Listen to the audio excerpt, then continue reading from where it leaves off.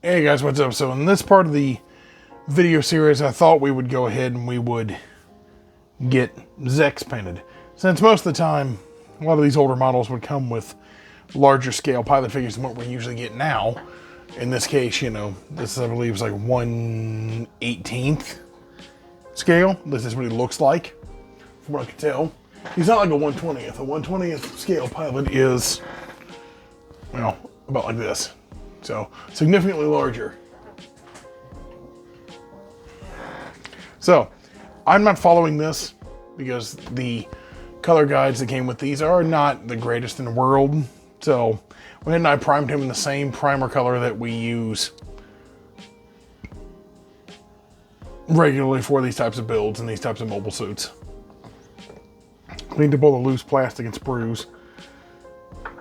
I'm going to start by using a variety of different colors. Here's a bunch of water-based colors I'm going to use for different parts of the outfit. But for the jacket, I'm going to go with a tester's enamel, just because it's easier to work with and it's the closest thing to an actual red color like this that I would have had. So, I give it a quick stir. You also have to stir a tester's paints. Give them a quick stir here. I'll get this in frame so you can see it. Yep, a nice flat cherry red. Something that's the equivalency of as close to the anime as possible without being super, super, super bright. So let's get a little bit on my brush here. I'll probably do multiple coats because again, it's essentially going over just dull primer, so it may not cover the best. There's one benefit primer does have with these types of enamels is they do cover better. That's why you always want to make sure you prime something if you're painting it red. Plus, you know, despite tester's enamel being quite old, I think it does just fine for the age of the product. It being one of the oldest hobby products out there, I think it does just fine.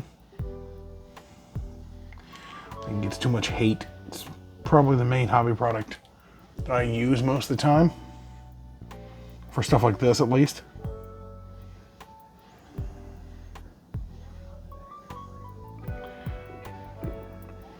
And again, it's not a hard product to work with. It's an easy product to airbrush, an easy product to thin, an easy product to brush with. You just have to be patient with it because it's not a super easy product to use sometimes. You have one bad experience with something, you're just an inexperienced painter who has never wanted to venture out of the comfort zone of water-based paints. Sometimes you'll have to, that's the thing. If you do a lot of Plamo especially, you'll want to venture out of the comfort zone of using things like just Vallejo or just Citadel. You're going to have to venture out of your comfort zone for that. Given the fact that most of the products you'll use in Plamo are usually lacquer based. If they're not lacquer based, they're some kind of alcohol based.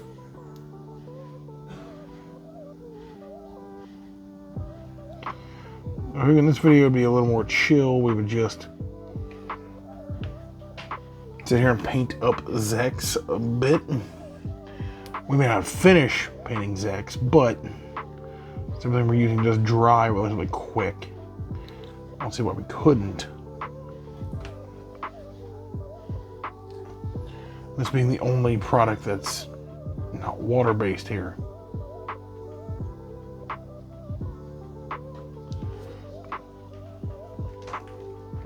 This may take a couple coats, but it's not bad so far. So, there is that.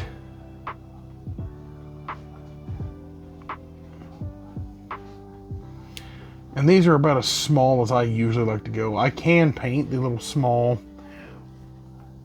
1/100 and 1/144th scale figures, but I can't paint them on camera. They are a little too tedious to paint on camera because they require a lot of magnetism and, you know, getting really close up on stuff, and just, it's not comfortable for me. It's not comfortable for you all. So, no point in really trying to record something that's not going to record.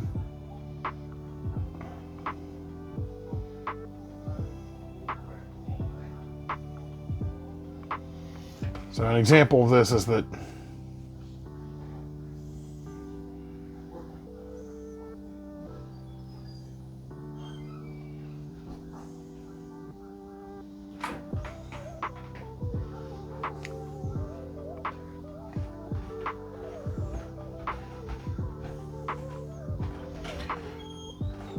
and of course we'll fast forward to some parts of this to, you know, speed up the process a bit. I'm sure you guys don't want to sit. It's not a miniature painting video, but I'm sure you guys don't want to sit here for several hours watching this. Here's the thing. Unlike something like Warhammer Minis or any tabletop miniature, painting these types of models is not something you particularly would do the same way. It's a little bit different, a little more tedious, requires a bit more in the way of tedium. You have colors that are very specific. And may need a second coat, but generally what we're trying to do is just get the base coats on. Now, the reason I'm not using the color guides that are provided with the model usually because they either aren't accurate or I personally don't care for them usually. I think they're a bit on the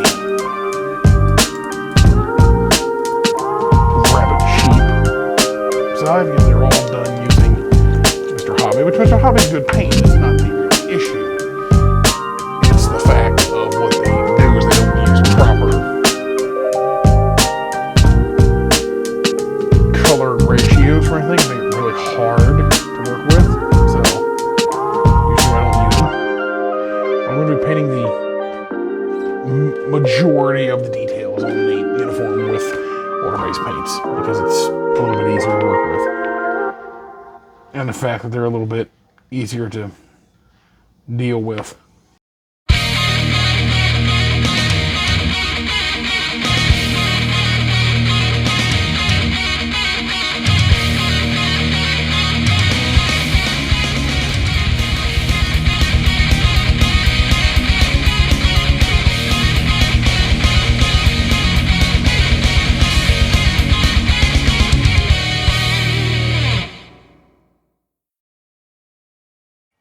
Now, of course, you know, we probably won't do the entire model on camera because I try to keep these videos relatively short and not bore you guys. But we are going to get base coats laid on at least. And when I say I like to do this in sort of a 90s method, because I like to use a lot of pre-mixed colors that you would have had in the 90s. I think I've learned with working with a lot of water-based colors and really doing miniature painting for so long that layering with light colors is your friend. Since most of Zechs' uniform is red, majority of his go-to uniform is red. You want to use obviously red, but you want to use a primer. It's light.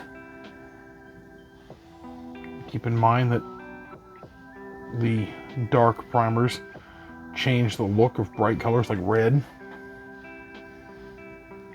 And normally if you were doing these as just something you would quickly paint to get on the shelf next to your finished version of the Talgeese, you would probably use Gundam markers for it, or you would just leave it the blank resin color and that would be it.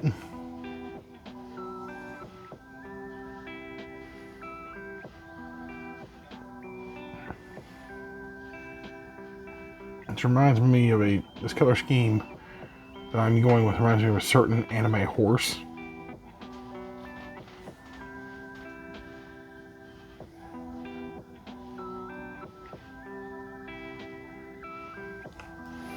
I need not speak her name.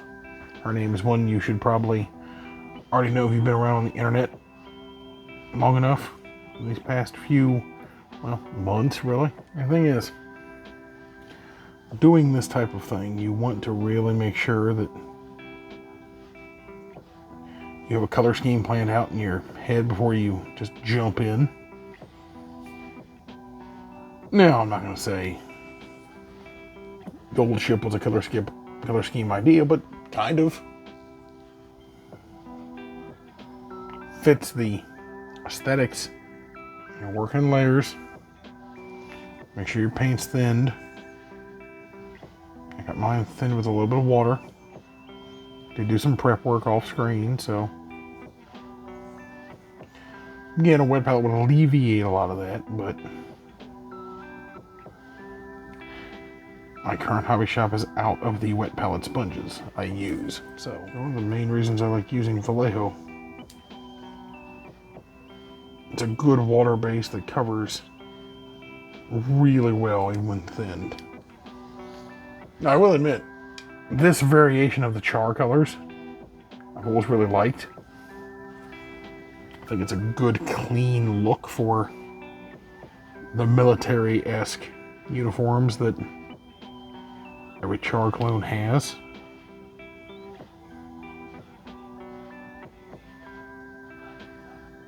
An example of this is there's a couple of Code Geass uniforms like this that I think are slick. Know that they don't represent something pleasant, but they still look cool as uniforms. Of course, I'm also a sucker for the color red too. Like a lot of red Gundams, like a lot of red mobile suits. Red mecha in general, I just think they're good. I think it's a good accent color on most mecha. Now, generally how you would have done this in the 90s would have been, you've done all this with enamel, and which, I mean, it's understandable why you would have. It's what you would have had access to at the time period.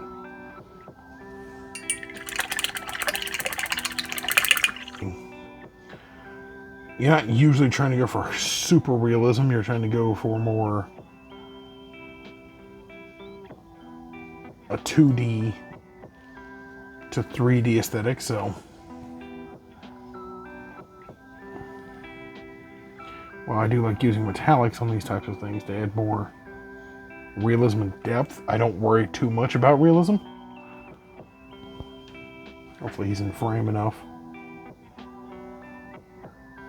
I really can't see the camera because it's floating above me.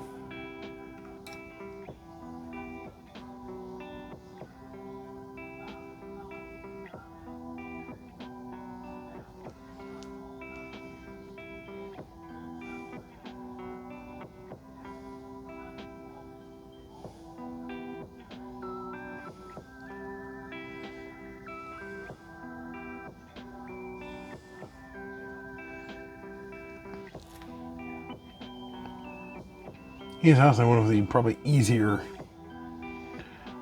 pilot figures I've painted in a while because he doesn't require anything crazy color scheme wise.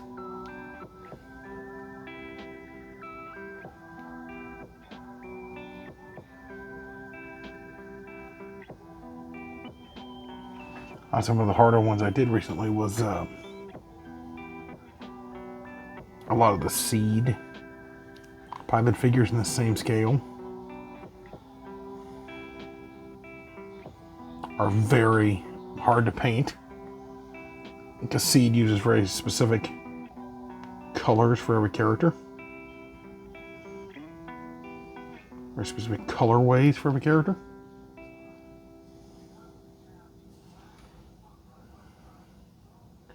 So it makes the entire process harder than it needs to be.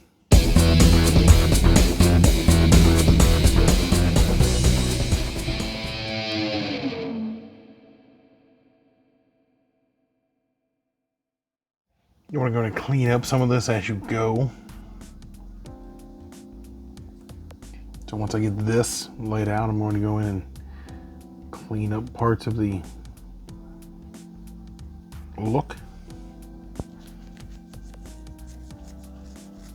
But once we get all the golds laid in, it's going to be much easier to go in and then touch up all the reds. Also, the Shinanju reminds me of his color scheme quite a bit. And of course, there's always the hard parts of once you get the main uniform colors established, you have things like the hair and the skin color you have to get done.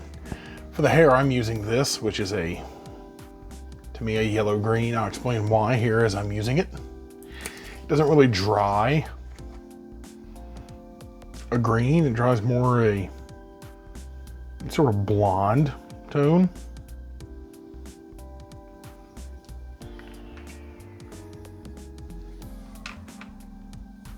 So there is that. Probably looks super green on camera, which I wouldn't be surprised. The camera does throw these things off. I'm painting the hair of a blonde-haired anime character, and I know I need more of that anime blonde. This is the product I usually go for. Let me switch brushes. Now, this being that what I consider anime blonde,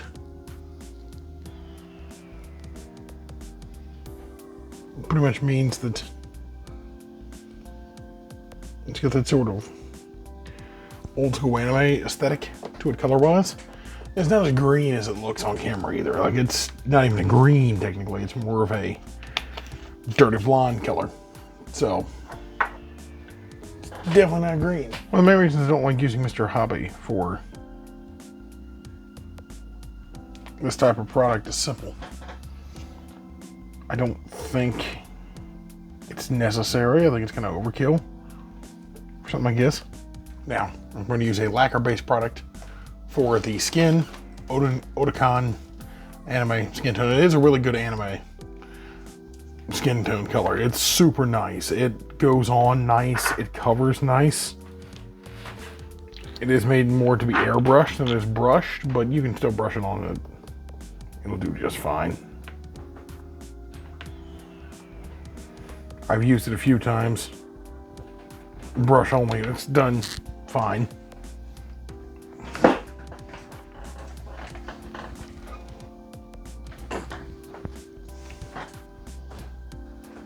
You don't need much with it being lacquer based. You can just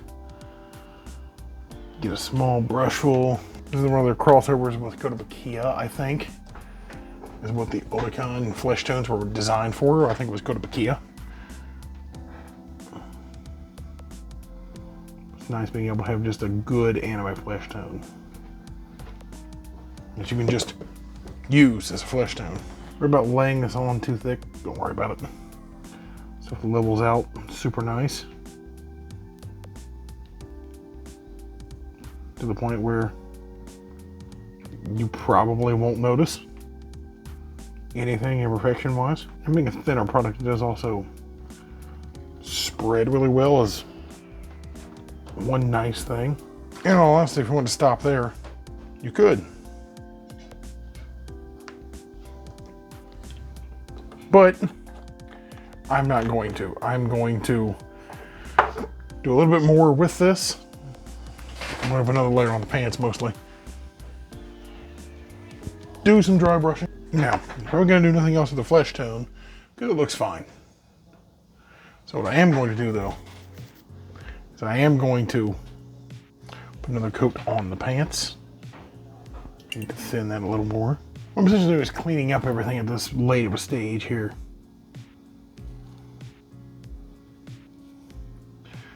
Making the final product cleaner. So a little crisper as well. Getting some of these colors that are a bit transparent still, like the white for the gloves. Not as transparent. I have learned a lot when painting non-Plamo miniatures. Most of that being you have to be very patient with a lot of these colors. Some of them don't like to cover. I don't know how many coats you put on. That's one reason why I switched to testers for a lot of this stuff, because if I doing a lot of this more professionally, I want coverage more than I do. I can worry about blending later. Coverage first. So I usually try to focus on is coverage.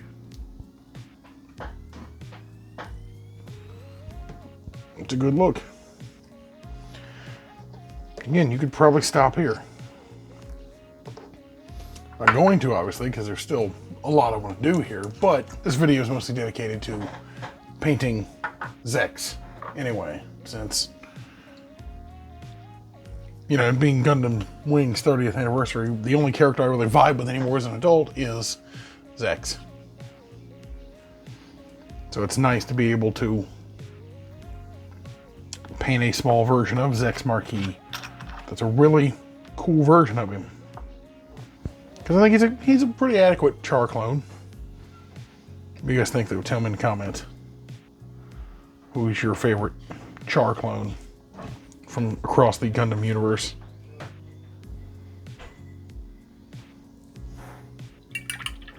There's a handful of them for me, but Zechs ranks pretty high on that list. Also, being one of the more sane char clones probably helps that. I mean, the fact that he actually did most of what he did.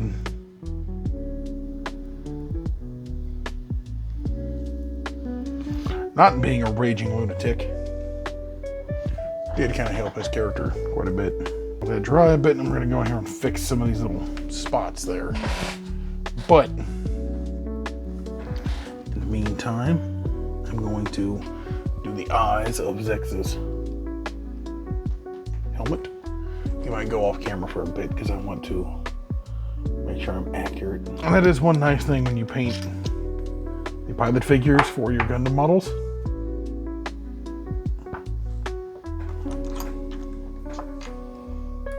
It gives you good practice on painting figures as well.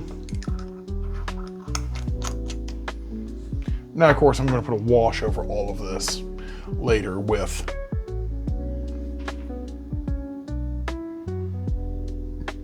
a gloss varnish over everything. I'm going to probably an umber or sepia wash over like 90% of this figure. I'm going to very gently take some black